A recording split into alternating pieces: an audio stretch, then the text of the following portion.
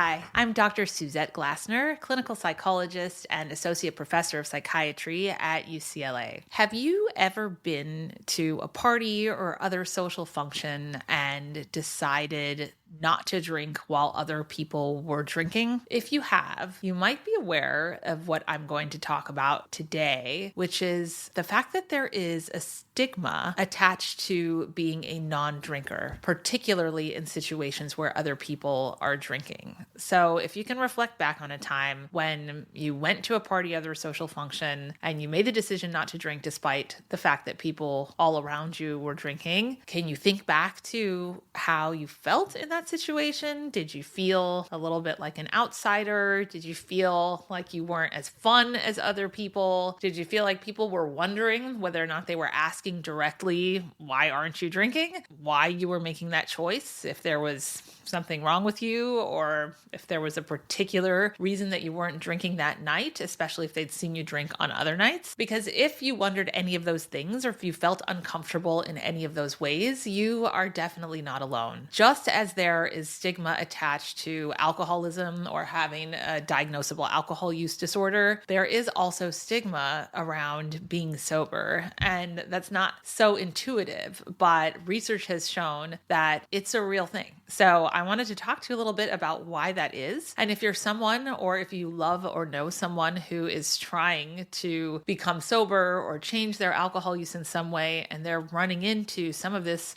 social stigma when they're making that attempt to remain sober, then what I'm going to talk to you about today will hopefully give you a little bit of guidance in the form of tips and ideas about how to navigate that, both internally in terms of what you tell yourself in those situations to get through them and stick to your goal of not drinking, but also as far as how you talk to other people about this if they do ask you questions about it, and figuring out what you're comfortable with. So first, I want to talk about this stigma around not drinking. Some people feel like they're actually treated as though they are a little bit socially deviant when they aren't drinking alcohol around other people who are. And there was a research study where researchers interviewed individuals who were drinkers and talked with them about what it was like for them when people around them were making the choice not to drink. And it did confirm that sort of emergent theme that there is something off-putting and perceived as negative by people who are drinking when they're surrounded by people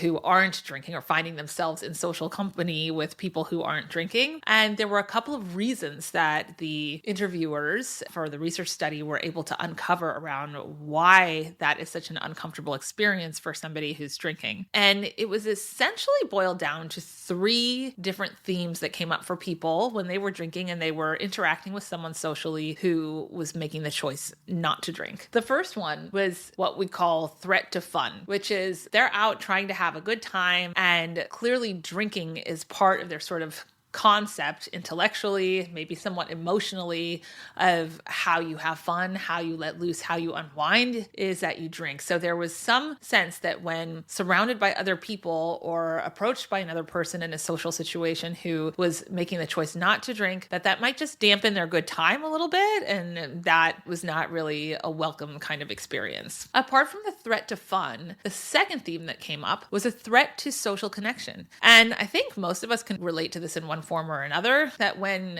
you find yourself in a somewhat awkward social situation and there is alcohol available, consuming alcohol can kind of help you relax, help you to feel a little bit less inhibited and more comfortable being yourself. And therefore, it's sort of referred to as a social lubricant in some contexts. It just makes it a little bit easier to socialize. So for people who are drinking in a social situation, they may be more reliant on the impact that alcohol is having on their behavior and their ability to connect with other people than they may be letting on. And when someone's not drinking with them, they tend to feel a little bit threatened in the sense of that social connection, or the ability to form that social connection, that maybe they're not really going to be able to find something to talk about or find some way to connect, and they're just going to feel socially kind of uncomfortable when they're with somebody who's not drinking. And then there was one more theme that I thought was really interesting that emerged, and that was the threat to self. So the threat to self is about the way that it makes people reflect on their own alcohol use or their own relationship with alcohol when they're drinking and they're standing next to somebody who's actively making a choice not to drink. So if you're out having a good time and you're drinking, and maybe you're drinking a little more than you should, do you really want a reminder standing in front of you of whether you should be thinking about that a little bit more deeply? Here's this person who's making a healthy choice to abstain from alcohol use, and maybe you're making an overindulgent choice to drink too much, and having that person standing in front of you and being good or being resistant to the temptation to drink alcohol can prompt some unwanted self-reflection, that in that situation, the person just wanted to unwind, kick back, not think too much about what they may be doing right or wrong. And when they have somebody they're interacting with who's making this conscious choice to resist alcohol use, it introduces this really unwanted self-reflection that can make them kind of feel bad and put maybe a damper on their good time. So those are the three themes: threat to self, threat to fun,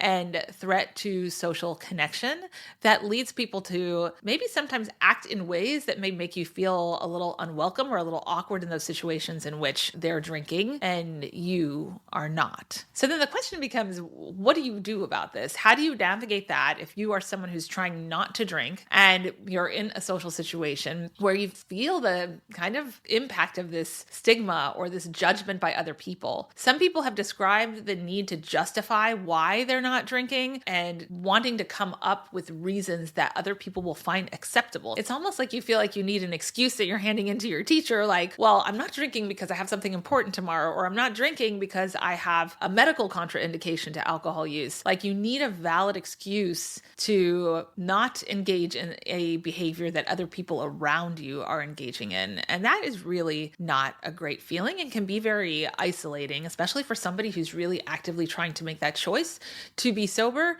and or someone who's trying to keep the reasons for that private. So I want to move to, what are the suggestions around how do you handle that and what do you tell yourself in those situations? So they have done some research around that question as well. And what the research has shown is that what people tend to find the most comforting and reassuring is, one, to manage self-disclosure. So this can get kind of complicated depending on whether you're somebody who considers yourself to have a drinking problem or whether you're just making the choice to not drink because of your general health. There's a range of reasons why people decide to drink less or to not drink at all. And some of those reasons can feel more personal than others. But what we've learned from research about self-disclosure is that it's just that there's a time and place for it. It's not that it's black or white, like anytime you're not drinking, you should tell everybody that you're not drinking. Well, for some people that may be true. For someone who's in recovery from an addiction, who's really trying to resist temptation to drink alcohol,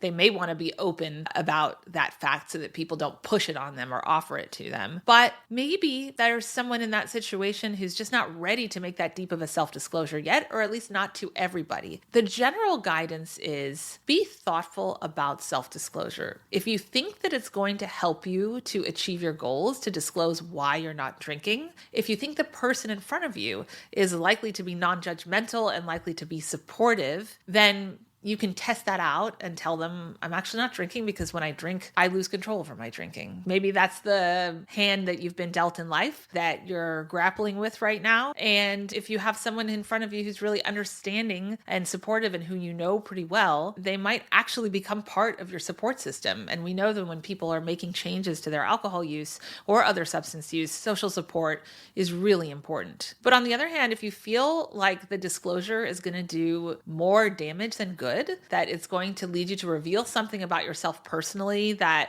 you don't feel the kind of closeness of a relationship with the person you're talking to really be able to predict how they're going to react. And that if their reaction, if negative, is going to make you feel judged and undermine your goals in any way, maybe it would make you feel more tempted to drink. If you start having a negative social experience, you really have to kind of weigh the pros and cons for yourself of how much disclosure you're comfortable with and with whom. And the guidelines that we've seen from research is that those who are are open with people about the reasons that they're not drinking or the fact that they're making a concerted effort to abstain from alcohol use tend to feel the best when either the outcome of their disclosure inspires somebody else to maybe do the same or to keep trying to do the same, or if it helps a person to maintain their sobriety. And then as a third possibility, it can actually help to build close relationships when you self-disclose.